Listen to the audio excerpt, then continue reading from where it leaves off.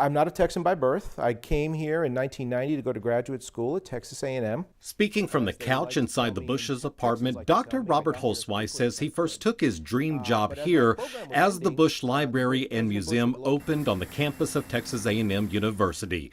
He was hired by former director Warren Finch, who retired last year. He's now serving as acting director and says since the passing of President George H.W. Bush, attendance has gone up every year except for when COVID hit.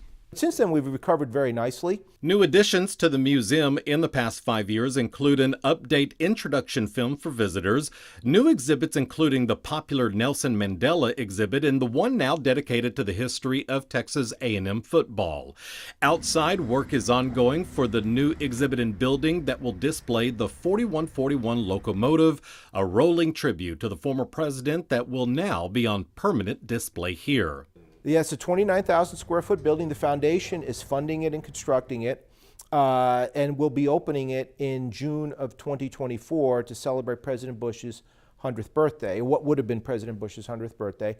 And in conjunction with that, the foundation is kicking off, or has already engaged a 41 at 100 fundraising campaign to fund the building. But the foundation also funds the library, exhibitry in the library primarily, but also the Bush School, which is a critically important component of what I call the three major organizations out here: the library, the school, and the foundation. The Bush's burial site and its surrounding gardens continue to be a big draw for visitors wishing to pay their final respects. In addition to new exhibits, expanding the museum, and ongoing educational programs, staff's also working to digitize more of its archives to allow more access to the public. We're the last real analog presidential library. All of our videos are magnetic, beta and VHS. Most of our records, 99% of them are paper.